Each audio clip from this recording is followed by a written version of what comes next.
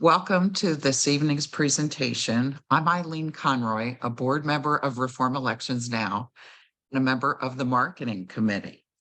Today's topic, how independent voters can beat the two parties at their own game, is an example of a strategy that Reform Elections Now likes to focus on, which would restore the small d in democracy and prevent partisan gridlock. Just two administrative messages before we begin. Closed captioning is available. And if you are not muted now, please mute yourself. And I'm pleased to introduce Peter Cyrus, our Director of Research.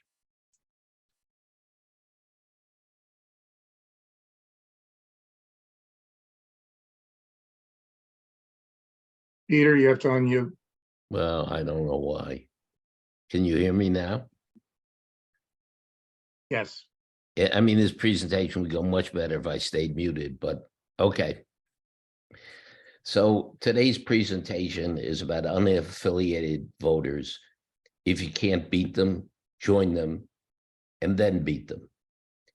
So in 1776, the United States was led by George Washington, Thomas Jefferson, John Adams, James Madison, Alexander Hamilton, and Benjamin Franklin.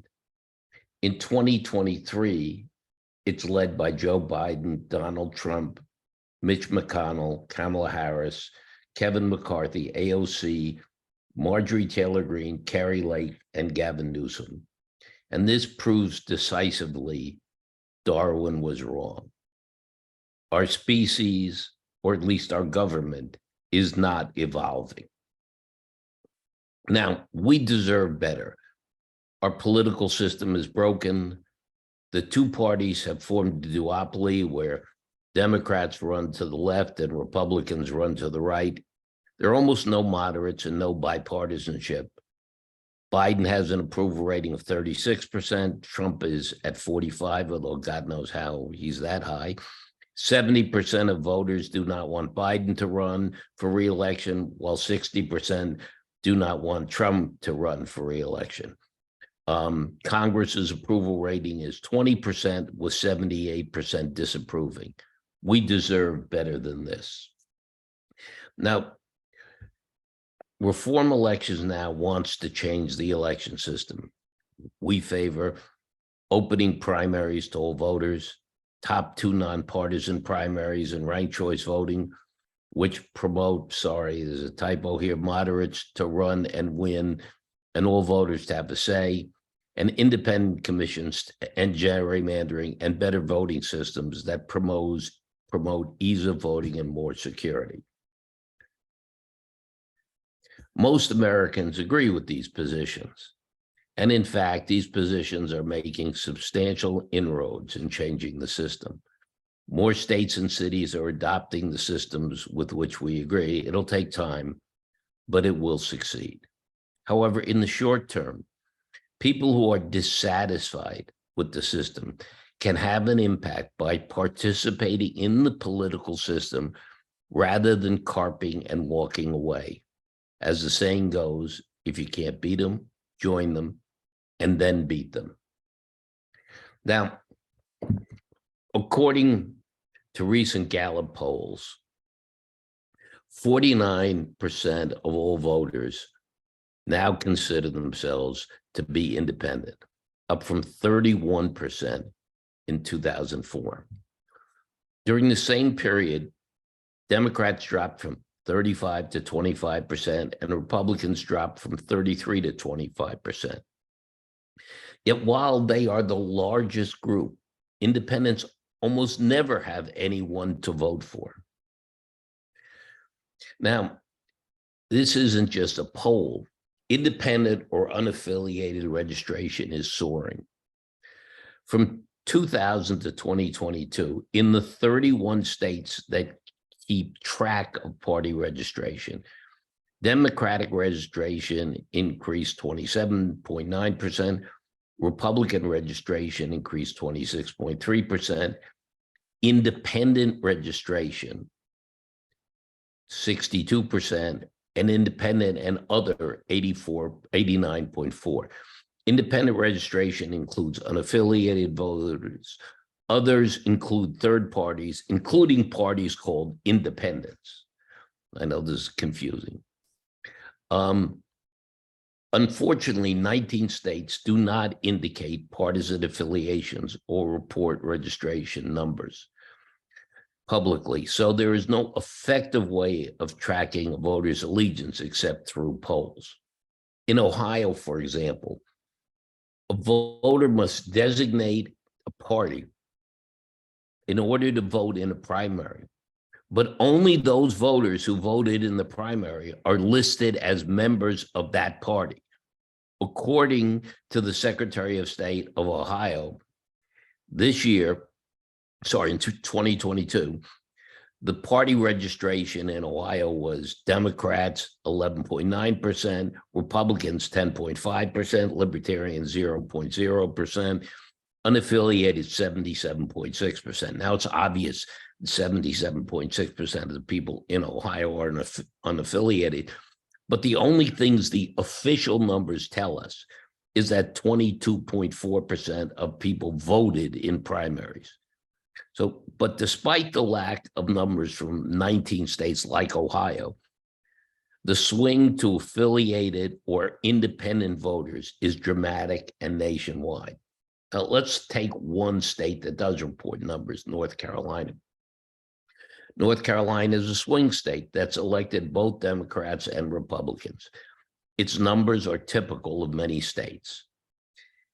In 2022, the Republicans had 30% down from 34.5%. The Democrats had 34% down from 47.6%. But the unaffiliateds had gone from 17.7% in 2004 to 35.1% in 2022, almost doubling. Now, one of the reasons in North Carolina for this sharp increase is that the state went from closed to semi-closed primaries, which enabled independents to participate and to select the primary in which they wanted to vote. But before we look at other states, let's try to understand the identity and politics of unaffiliated voters. The Gallup poll on slide 6 indicated that 49% of all voters consider themselves independent. A 2018 survey by Pew Research pegged the number at 38%. Whether it's 49 or 38, it's clear the number of independent or unaffiliated voters is growing rapidly. Yet most of the voters who consider themselves independent or register as unaffiliated actually lean to one party or another.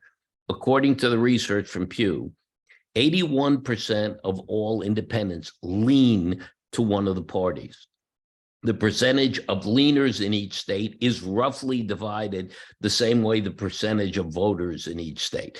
So what that basically means is leaners are similar to the voting base in the state, just more moderate. Only 19% of unaffiliated voters, or 7% of all Americans, are truly neutral. Now, independents who lean to a party are more moderate than those who affiliate with the party. 43% of people who lean to a party describe their political views as moderate. The independents who lean to a party are less likely than partisans to view their party favorably. And more independents, 28%, than Republicans, 10%, or Democrats, 9%, have an unfavorable view of both parties. Now, independents also happen to be younger, and they vote less often. On an average, leaners voted 51% of the time compared to 60% for party registrants. And those who did not lean, that 7% in the middle, voted only 33% of the time. Because most states do not provide numbers, it is difficult to accurately estimate the participation of unaffiliated voters, except through polling. However, in our research, we came across a couple of statistics that are interesting. According to the Associated Press, in 2022, Republican turnout in New York was 63%, Democratic turnout was 47%. This tells you why so many seats in New York flipped. And unaffiliated turnout was 37%. In Arizona, according to the Arizona Mirror, by the day before the 2022 election, 46% of Democrats, 39% of Republicans, and 26% of unaffiliated voters had voted. In other words, the unaffiliateds really are not that engaged. Now, since everyone can vote in the general election, the biggest impediment to unaffiliated voters comes in primary elections. Some of these elections are more restrictive than others.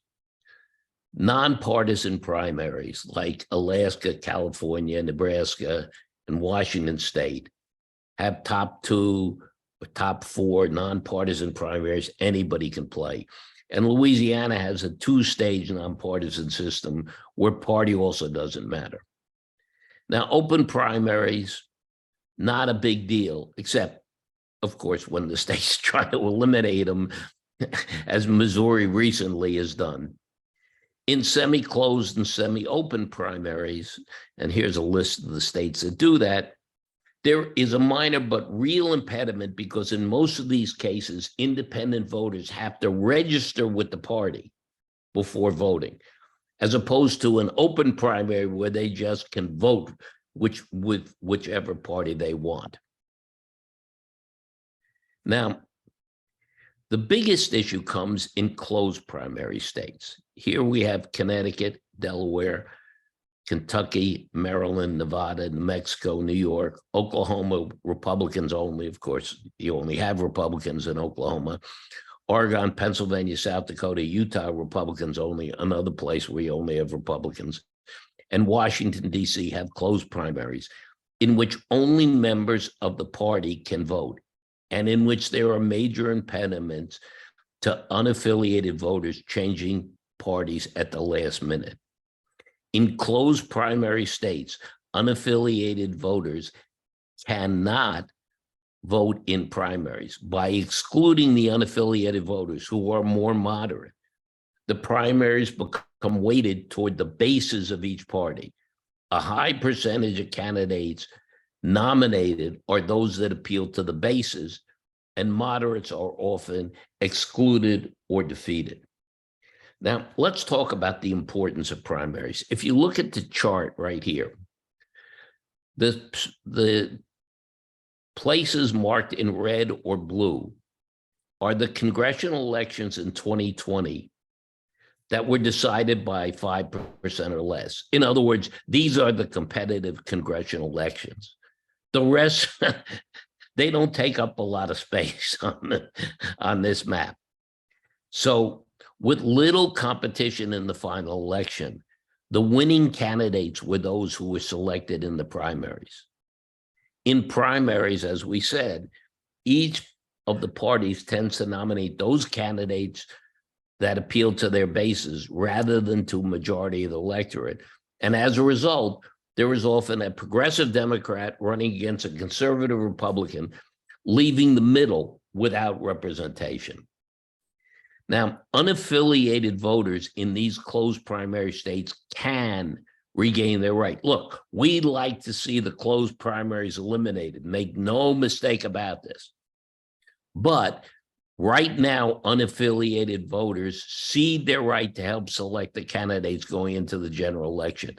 They can reclaim their power if they take the simple step of registering with the party to which they lean or registering with the party that has the most interesting or competitive primary. This may sound like a waste of time to you, but as you will see in the next few slides, it could have a significant impact on U.S. politics. Now let's start and look at Florida. Florida is a closed primary state. From 1995 to 2022, registered voters increased 131%. Republicans increased 99%. Democrats increased 60%. Unaffiliated voters increased 675.7%. So they went from 8.3 to 27.7% of the voting populace. While it's still smaller than Republicans or Democrats, there are now more than 4 million unaffiliated voters in Florida that do not participate in primaries. So let's look at the Florida governor's election in 2018. If unaffiliated voters had registered with the party to which they leaned, Ron DeSantis, or it's sanctimonious, I forget his name, might never have been elected, and the culture of Florida on things like abortion rights might be entirely different. So in this 2018 gubernatorial election, DeSantis defeated Andrew Gillum by 32,463 votes out of a total of 8.2 million, or less than 0.4%. There were also 100,652 third-party votes, many of which would have gone to Gillum. In fact, the people who voted for independent candidates likely gave the election to DeSantis. But Gillum was a flawed candidate. He was on the left of the Democratic Party, supporting increases in taxes, restrictions on guns. Republicans referred to his platform as far left socialist. He was endorsed by Bernie Sanders, and after the election, he was arrested for drug and alcohol issues, came out as bisexual, and was charged with various campaign crimes. Not exactly fitting the profile of the Florida voter. In the primary, Gillum ran against Gwen Graham, a congressperson and daughter of a former governor and senator, Phil Levine, the mayor of Miami Beach, Jeff Green, a real estate entrepreneur, and several others.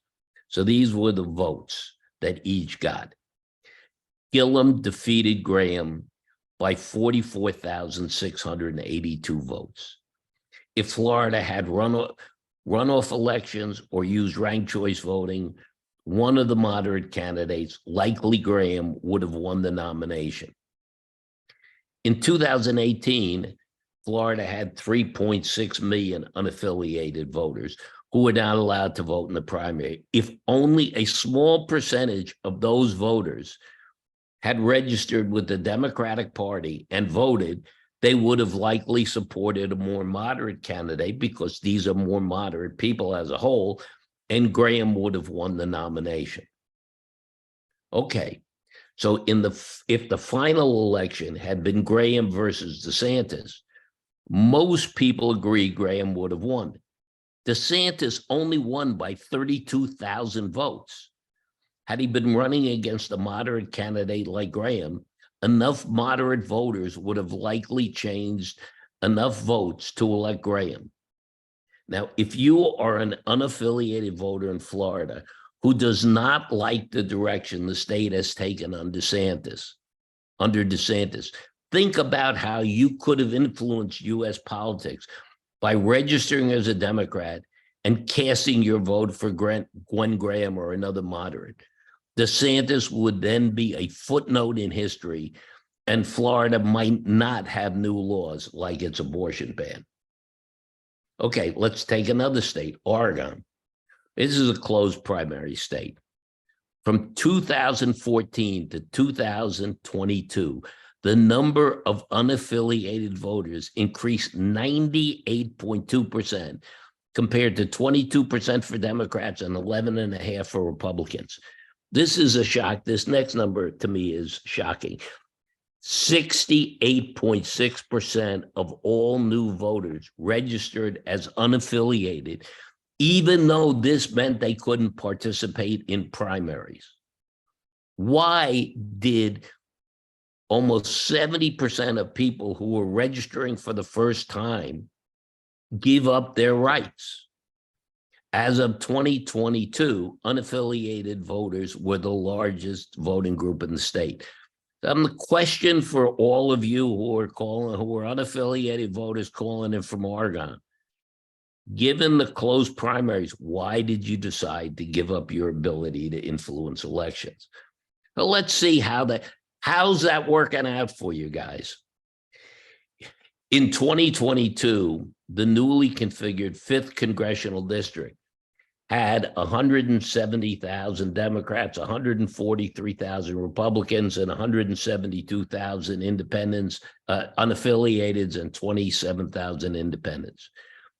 The district was represented by incumbent Kurt Schrader. Schrader was one of the most bipartisan, was the 50th most bipartisan member of the House in the 114th Congress. He was a member of the Problem Solvers Conference. He was one of 3 Democrats opposed to allowing Medicare to negotiate drug prices, one of 6 to support allowing concealed weapons, one of 2 to vote against the American Rescue Plan. The Wall Street Journal called him Oregon's Joe Manchin. In other words, he was a very moderate Democrat. And despite his votes, Joe Biden endorsed him for re-election. In the Democratic primary, Jamie McLeod Skinner, who was endorsed by Elizabeth Warren, defeated Schrader by 8,500 votes. Now, mind you, 172,000 unaffiliated voters were not able to participate in the closed primary. If those who leaned Democratic had registered and voted, Schrader, who was a real moderate, would likely have won. Sorry, next page. In the final election, McLeod Skinner ran against Lori Chavez DeRemer. Now, Chavez DeRemer was a Republican who refused Yeah, to when are they going to do that? the results of the 2020 election, supported bans on Or abortion. they might want to leave it by the front door, Whoever's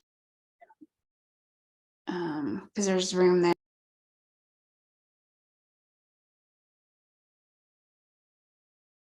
so. Peter, you have to unmute yourself. Yes, I just did. So in the final election, McLeod ran against Lori Chavez DeRemer. She was a Republican who refused to acknowledge the results of the 2020 election, supported bans on abortion, and was endorsed by Trump. Chavez DeRemer defeated McLeod Skinner by 7,000 votes. This was one of the seats in a Democratic, where the Democrats were by far the largest party in this district. This was one of the seats Republicans were able to flip to gain control of the House of Representatives. And they elected a right-wing Republican to replace a moderate Democrat. If Schrader, a much more moderate candidate, had been the Democratic nominee, he would have likely attracted many unaffiliated voters, won the election, and kept the seat in the hands of the Democrats. By keeping their unaffiliated status, the Democratic-leaning independents in this district enabled the Democrats to nominate a progressive candidate who in turn lost to a conservative Republican. If these Democratic-leaning independents had registered Democratic and voted for Schrader, a moderate would have won and the seat would still be in Democratic hands. Okay, let's look at New York. In 2018, New York's congressional district had 365,000 voters. 236 of them were Democrats, 36,000 Republicans. Republicans don't even know where the 14th district is. And about 70,000 were unaffiliated voters. Look, the only party that had a chance of winning in this district was the Democrats. The final election was irrelevant. The only thing that counted was the Democratic primary. The district was represented by Joe Crowley, a moderate 10-term congressman, former NYPD detective, and the number 3 ranking Democrat in the House, who was in line to succeed Nancy Pelosi. Crowley was challenged in the primary by a former bartender and community organizer for Bernie Sanders named Alexandria Ocasio-Cortez. Crowley seemed like a shoo-in. Look, he even received the nominations of the Working Family Party and the Women's Equality Party. That's how little anybody thought of this, whatever her name is, AOC. But in the primary election, only 29,778 people voted.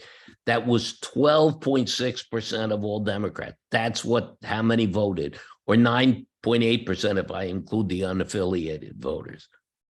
AOC defeated Crowley by 4,018 votes. 68,693 unaffiliated voters who would have been able to vote if they'd registered with the Democratic Party. Because these voters tend to be more moderate, it is reasonable to assume that a vast majority of them would have voted for Crowley. And Crowley would have had, if only 6% of these voters had registered with the Democratic Party and voting for Crowley, he would have won. Thus, AOC gained national prominence and pushed the Democratic Party to the left because unaffiliated voters sat on their hands and allowed her to defeat a strong moderate. Now let's take a quick look at Pennsylvania. In 2022, Pennsylvania had an open seat. Democratic primary was John Fetterman, Malcolm Kenyatta, and moderate Connor Lamb. Fetterman was lieutenant governor. He had high name recognition, but only fair to mention, in his run for Senate in 2016, he finished third with less than 20% of the vote. This was hardly that popular a guy. Days before the primary, Fetterman suffered a stroke. Now, the Republicans had a much more competitive campaign, including Mehmet Oz, a TV personality, citizen of Turkey, and resident of New Jersey, who was endorsed by Donald Trump, David McCormick, successful hedge fund manager, Kathy Barnett, a political commentator who opposed abortion, espoused homophobic and Islamophobic views, promoted conspiracy theories, and was endorsed by Michael Flynn. Oz won with only 31% of the vote. I mean, 31% of the vote should not be a deciding number. He defeated McCormick by 950 votes. Now, mind you, in Pennsylvania, there are 8.6 million registered voters. 925,000 of them were unaffiliated. We're only talking 950 votes. These unaffiliated voters, looking at the political leanings of Oz and Barnett, it's reasonable to assume that they would have supported McCormick and McCormick would have won. Okay, so let's see what happened in the final election. So in the final election, Fetterman's health became a major issue. Nobody realized his health at the time of the primary, but his stroke impaired his ability to speak and hear. And after the election, after he was elected, he was hospitalized for 2 months for depression. As Pennsylvanians considered the election, they were dealing with the lesser of two evils, a progressive Democrat who had serious health issues versus a TV personality and New Jersey resident who promoted the malaria drug hydrochloroquine for the treatment of COVID, went shopping for crudité, and was anti-abortion. In the election, Fetterman received 51.2% of the vote, defeated Oz by 263,000 votes. It's reasonable to question whether Fetterman, with his health issues, and Oz, with his myriad of issues, were the best candidates at the time. If McCormick had been the candidate instead of Oz, he likely would have won the final election. If Republican leaners in Pennsylvania had registered and voted in the primary, the results in Pennsylvania could have been significantly different. One last example, Delaware, the right-wing loonies. In 2010, to fill a seat that had once been held by Joe Biden, Republicans had a choice. They could nominate Mike Castle, the Republican congressman and former governor, who was extremely well-liked, or the Tea Party candidate, Christine O'Donnell, of whom the chairman of the Republican Party in Delaware stated, "Is Christine actually this unhinged from reality, or is she simply a liar whose total lack of respect for Delaware voters leads her to deliberately deny the clear facts surrounding her many personal and professional failures She's not a viable candidate for any office in the state of Delaware. She could not be elected dog catcher. Well, she might not have been elected dog catcher, but she did gain the Republican nomination for the U.S. Senate.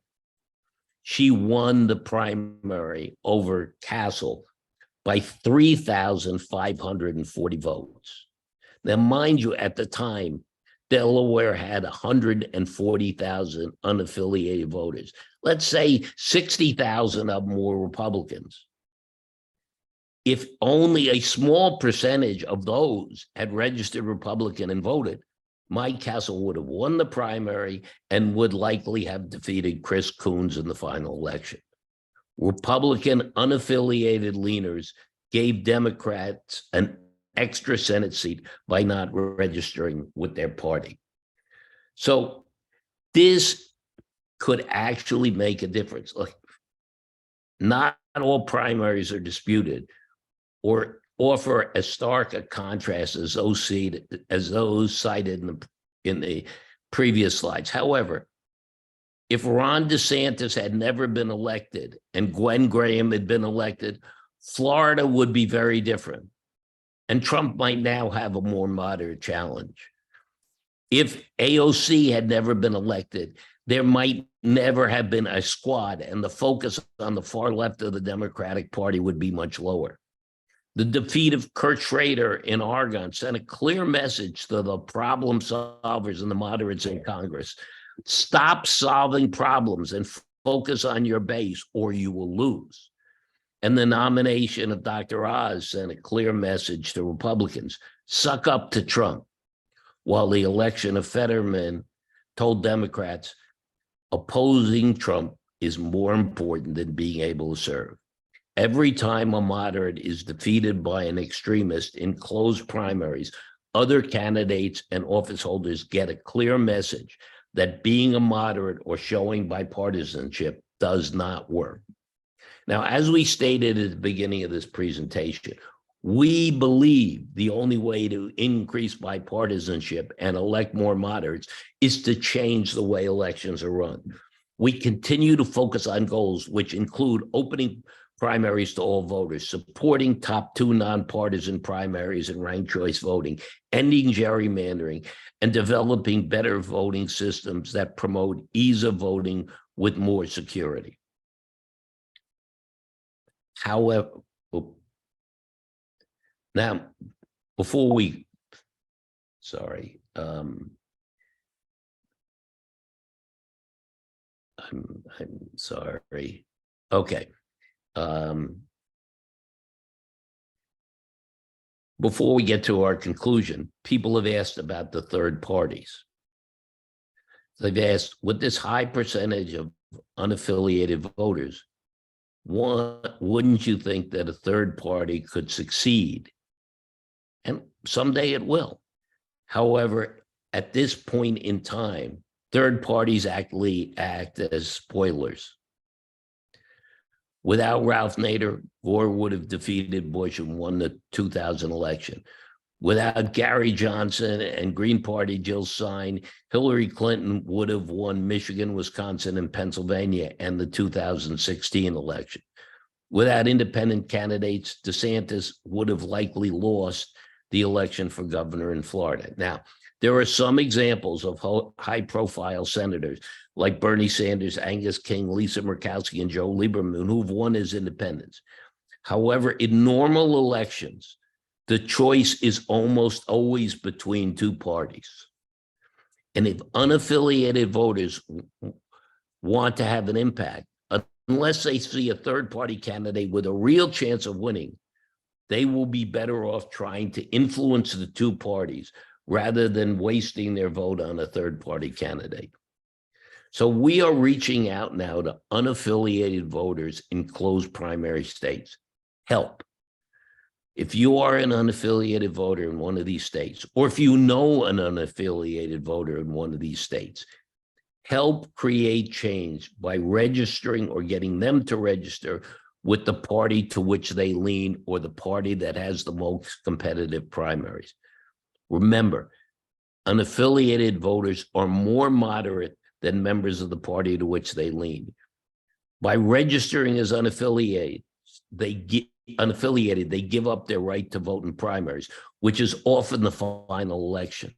Many primaries, as we've shown, are decided by small margins. If unaffiliated people registered and voted, they could change the results of some of these primaries and of the final elections. These opportunities don't come in every election or every election district. But when they come, unaffiliated voters can make a difference by registering and voting. We can work hard to change the system, and we will keep doing it. But you, if you're unaffiliated in a closed primary state, can also help if you remember the rule. If you can't beat them, join them and then beat them. Thank you very much.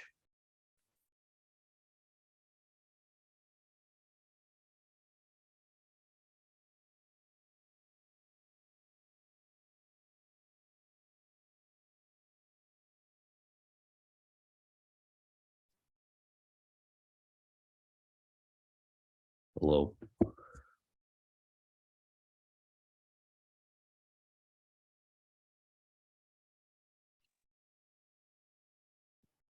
Eileen, do you want to take it from here? Oh, okay. Let's see. In the, Peter, stop screen share. sorry about that.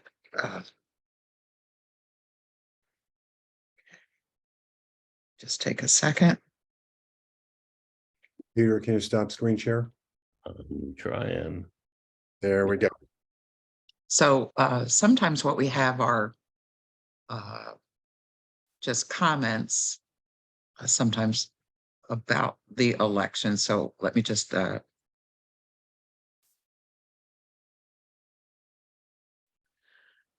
I don't know if Jeremy Gruber, if you'd like, your comment was about just you don't see the notion of saving a party. First, before you call on Jeremy Gruber, let's introduce Jeremy Gruber. Okay.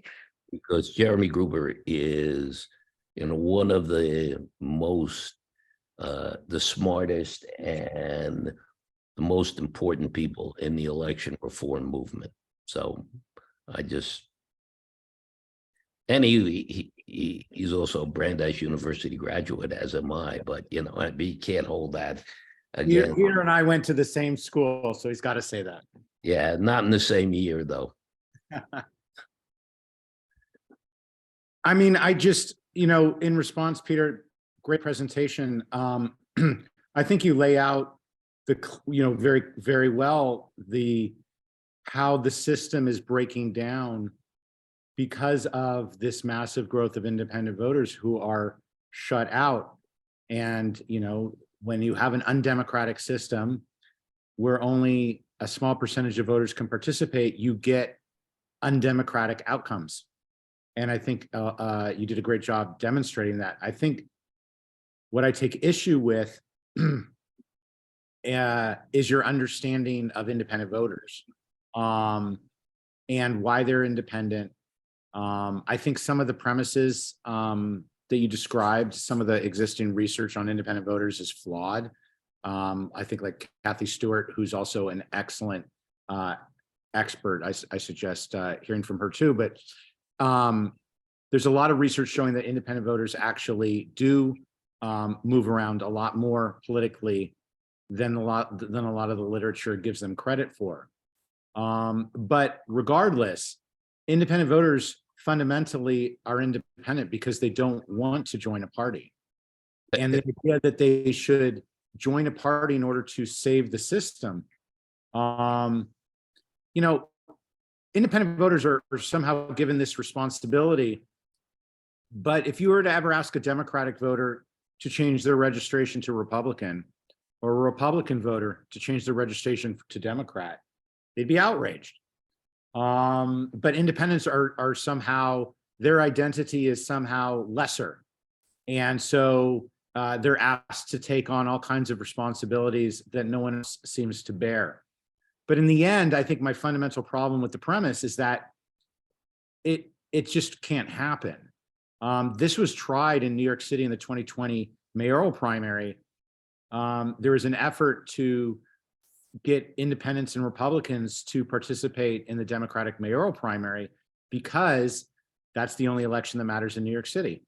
And $1.5 million was spent, and they got about 20,000 voters, Republicans and independents, to change registration. It was a very, very expensive and low impact exercise. So whether or not you agree that independents should try to save the system by changing the registration or not is almost a moot point. They're not going to do it. And it's highly unlikely to happen. So unless there's I think a sophisticated plan or idea that has merit for changing that, what I just described, I'm not sure where we go in terms of pursuing the ideas you're suggesting. Okay, can I just respond to what Jeremy said? I think your point is excellent and well taken. My issue here is that and I understand why the independents are sick and tired of the parties. And I think the best way to solve that is to change the rules of the game, as I'm suggesting, like having open primaries, having ranked choice voting, nonpartisan primaries, things like that. What I am suggesting, and I mean, I saw you made a comment that Crowley didn't campaign very hard and was lazy, and all that's true. The question is, if you're sitting there with an election, and you have a choice in a primary, you have a choice of participating or not participating. From my viewpoint, you're better off swallowing your independence and having a say in who the final candidates are going to be. But your point is very well taken. I can't argue with it. I mean, So again, I just fundamentally disagree with the idea that there's a choice. I mean, yes, of course you can change your registration. You're not prohibited from that, but it's no less a choice, like I said, than if you were to change from Republican to Democrat or Democrat to Republican. For independents, joining either party is something that they strongly disagree with morally, fundamentally with the party's agenda. So asking them to do that, rather than asking the system to change to the reality of where independent voters are taking this country, I think is the wrong question. I think you're just frankly, in the end, doing the parties a favor by saying that independent voters basically rejoin the parties. You're aligning with the establishment rather than aligning with the reformers. The question is, if you were in AOC's district, and your choice was going to be AOC, the winner of if the choice was going to be AOC, or you could go pick Crowley. My guess is most of those independents would have picked Crowley. I understand AOC. I don't know. That's it. I think, calling elections after the fact are hard. I honestly think sometimes some candidates get elected because people really like them. Just because they're considered more extreme doesn't mean they're not democratically elected. And if their constituents like them, they like what they're doing. Someone in the comments noted AOC was overwhelmingly reelected. We can't pervert democracy by suggesting that moderates are better than a democratic outcome. And then once you start down the road of saying moderation is more important than democracy, meaning that who the voters choose is who the voters choose, and even if you don't like who they chose, I think that's a bad road to go down. And we never interject said something here? moderation was better than democracy. Peter and Jeremy, can I interject something? Herb, can you take us out of the spotlight mode, maybe? What I've actually experienced changing parties in New York State. And it took a year and a half to accomplish it. Admittedly, they've changed the system somewhat to make it easier, but it's certainly not easy. And I would also point out, Jeremy, that there's a significant number of young people who are not, as you described, so principled, so completely aligned with the party principles that they wouldn't ever move into a different party or choose a party. But when they realize that the real competition is occurring in their district because of because of gerrymandering or what other of the causes, there's a dominant party, they will register in that dominant party. Young people understand the mechanics of elections if it's explained to them. Unfortunately, most social studies classes and civics classes don't make it clear how this matters.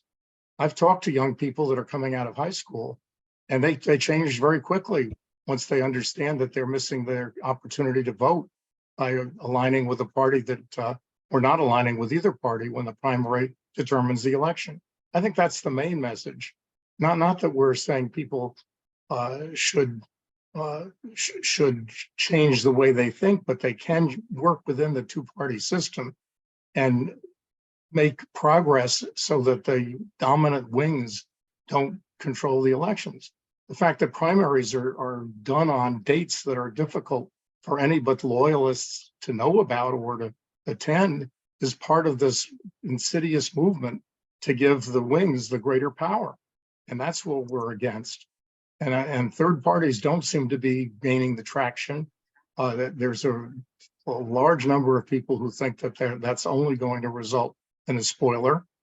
And the idea of opening primaries, I think we do agree with you on that would be the best solution. We should all work for that longer term. But in a state like New York, I've gone up against our Senate Majority Leader, Andrea Stewart Cousins, and various other people, and they're party loyalists. They don't want to give other people the option of voting in their parties or voting in the primaries. And they understand that that's one second, Mike, in the because they don't state have of to appeal to a large population. in the state of New York in 2016 and 2018, you had, I believe, 1.8% and 2.7% of people participating in primaries. So the reality is that 2% of the population or 2.5% of the population are making the decisions on who the candidates will be. See, I happen to So- think independents. Maybe if we could broaden the discussion, because I know Kathy Stewart wants to weigh in, but I'll speak for myself as an independent who voted since 1972, probably 50% of the time for Democrat or Republican presidents. I moved to Florida in 2019, and I understood the system because it had failed open primaries, and I registered because I do lean Democratic. And when I think of how different Florida, which is now, I feel like an alien on a foreign planet, could have been, because the issue is not, I think what Kathy's going to talk about, let's understand independence as a universe. But I'm one that does lean Democratic. And so the issue is, even if a small proportion of independents were able to participate in that 2018 primary, either party, what a different world Florida and the US could have been. So let's not have perfection be the enemy of pragmatism. And now, Kathy, if you'd like to weigh in. Thanks, Eileen. Hi, everybody. I think that where I would start is in my comments is to say that I think that you, in your slides, you actually pose the question that I think is the key here, which is, why did they register as unaffiliated and give up their rights? And I think that there's been precious little work done to understand this growing community of voters in the country who, in my opinion, and in the work of independent voting over the last 30 years, it's an act of non-compliance. It's like waving the flag, we're in trouble.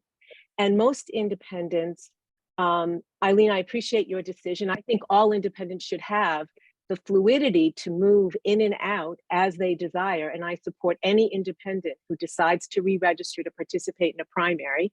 I won't do that personally. And I know many, many people across the country who also won't, because they feel that they're being asked to violate who they are and to play a game that isn't moving the country forward, and that the country can't move forward until we have some fundamental restructuring. I would just point to the Arizona State University Center for an Independent and Sustainable Democracy. Their charge, it's a new center at ASU, formed now for about a year. Their charge is to better understand who independent voters are. And one of the biggest missteps made by political science and the pollsters is the notion of leaning. So what they do is they ask you, are you a Democrat, Republican, and independent? If you say independent, the next question isn't, oh, why are you an independent? The next question is, do you lean Democrat or Republican? Do you tend to vote more for Democrats and Republicans? Well, in a binary system, that really misses the point and doesn't give independents a chance to speak to who they are. And independent voters tend to be ticket splitters, Democrat here, Republican there. We're a very restless engine. We were responsible for Barack Obama's victory in the Democratic primary against Mrs. Clinton in 2008, and then voted for Obama in the general election. Independents broke for Trump in 2016, and then they were responsible for Biden's victory in 2020. Well, that's not leaners. That's a restless community of voters that's looking for some new ways to break through. So I really would encourage us to dive into who this community of voters are, what animates them, how to mobilize them to win the very reforms that I know you guys put top of your list to really change the system. And don't blame us for Okay, the and disasters Kathy, that are unfolding. I just want to say, first, I agree with almost everything you said. And the last thing I would do is blame independents. I'm not blaming independents.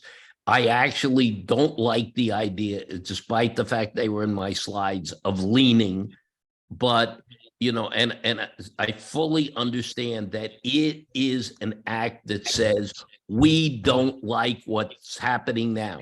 We are mad and we're not going to take this kind of crap from you two parties. That's what it is. And I agree with that. What I am suggesting is that if you are an independent, and I work all day Jeremy Gruber runs with John Updike open primaries. I work all day with people like Jeremy, with the ranked choice voting people, with everything. I want to see the system change. I don't want to see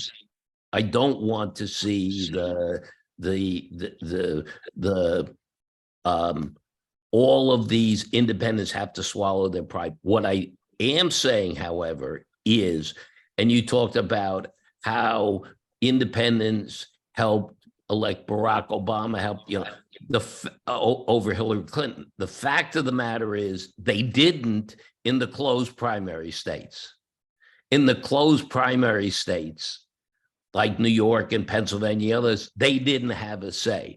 So all I'm saying to the independents is, hey, if you're sitting there and you see an election where there are two candidates, one of whom you can't stomach and one of whom you can stomach, then just think about the fact that you might be better off. Do I want to see the system change? Absolutely. But you might be better off short term having the winner be the candidate you can stomach instead of the one you can't stomach. So thank you. And we have another question or opinion from Mayron Macaluso, who spoke about McCormick being not such a strong candidate, but also brought up the concept of fusion voting. Would you like to explain that?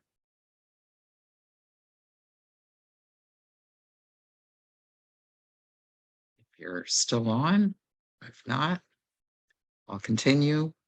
I think it would be worth commenting on what happened with fusion voting in New York State, which was, and Peter, maybe you can explain this more precisely, but basically the requirements to be listed under more than one party were changed by the dominant party legislature. Look, Peter, can you comment on fusion voting at all? Well, I want to get at what Megan, but I guess she's gone. So, this leads us down another complicated subject. So I'm going to pass on that for right now. Okay, so just to continue, we have a representative of the younger generation. And sometimes there is a comment, why aren't you for solutions that we are for? So, which are, open primaries or top 4 or top 5. If it's Ada Saul, who is 18 years old. And thank you for joining our audience because we want to broaden our demographics. And you state most in your. Let Ada ask a question. She's Okay, go ahead. She's Yeah. there. Unmute yourself, Ada, and ask. Oh.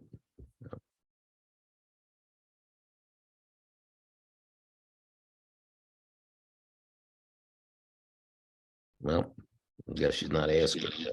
So ask the question and I'll answer it. Oh, okay. So she felt her point of view was most in her generation are shifting away from the establishment on both sides and drawn more to progressives than previous generations.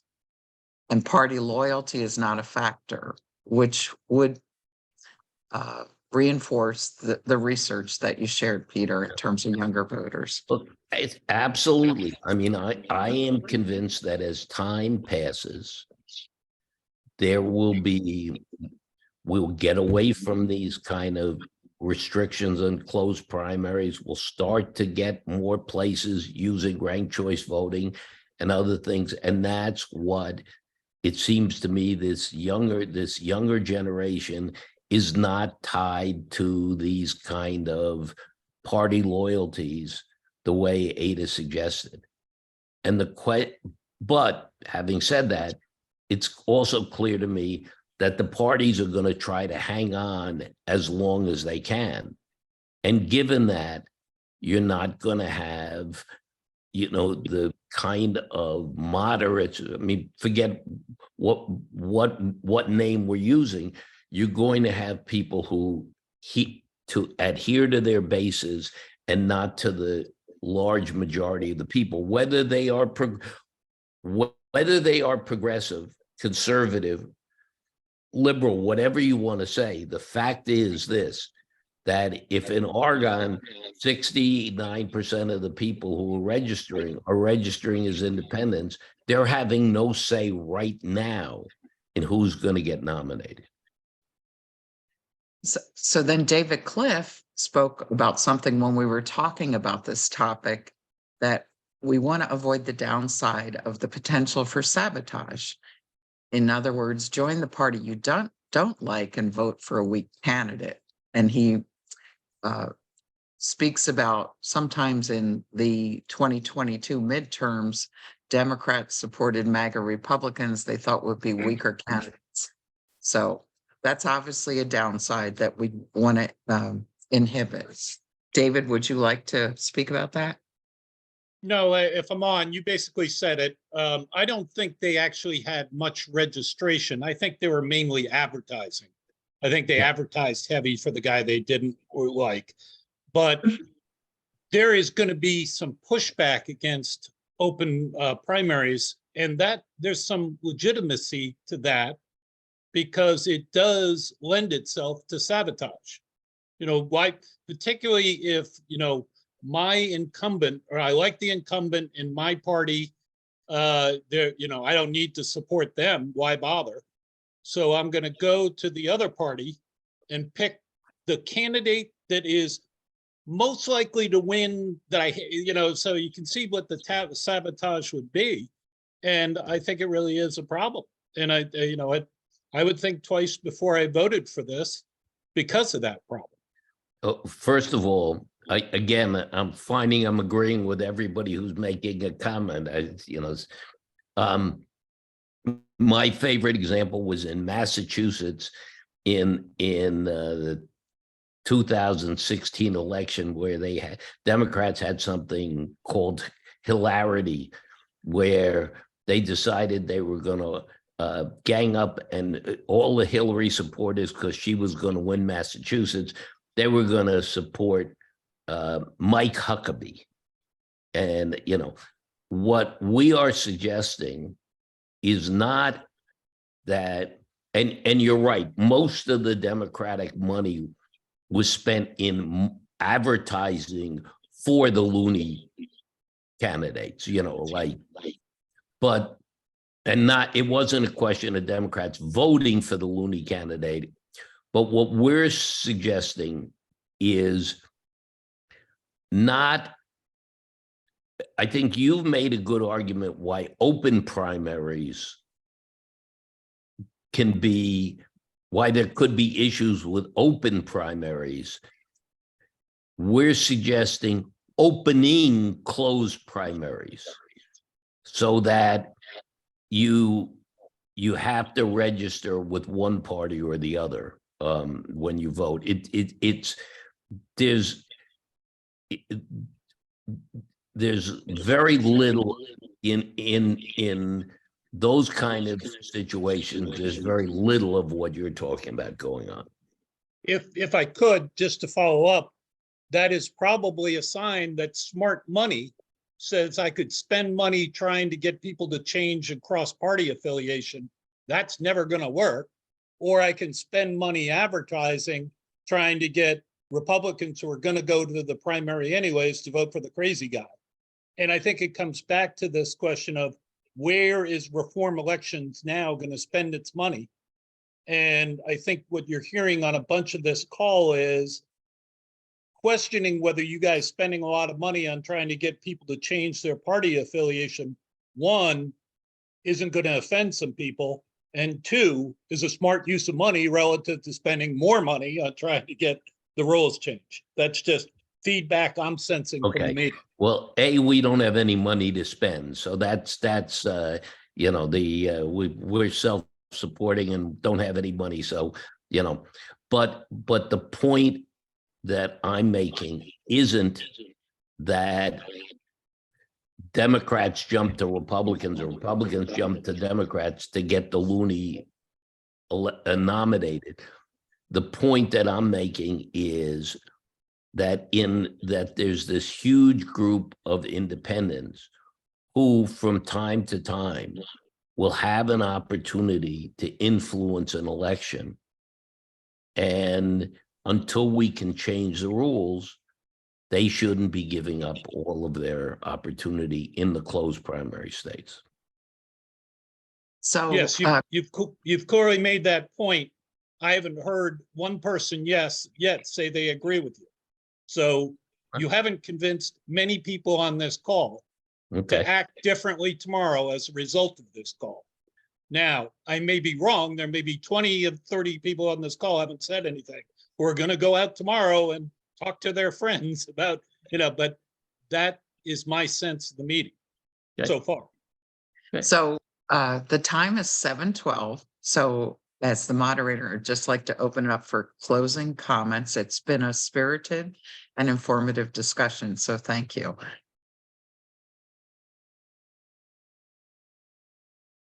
Peter, would you like to make any closing comments in terms of a call to action or? Could I make one quick comment? Sure can. Just so you won't feel too depressed, Peter. Our son Ashley is in on this Zoom session, and he texted me that he and his wife did exactly what you suggested. They registered as Democrats several years ago. They changed to independent. They live in Pennsylvania. They went back to Democrats so they could vote in primaries. Well, And I think that speaks to the broad universe of independence. So not every answer is I mean, applies to. what that says to me is that Ashley has inherited his mother's brains and not his father's brains. All I right, mean, all right, all right. Enough. You couldn't resist, Peter. Well, I think there's another point to be made. There are not enough 18-year-olds on this call. I think the population that can be most influenced are the young people who are registering for the first time, and in many cases don't have a strong feeling pro-Republican or pro-Democrat, but just don't realize that by not registering with a party, they're losing their option to vote in a primary that's liable to determine the election. Eileen, I see Jay Lee has her hand raised. She's always provocative. Jay, do you have a comment?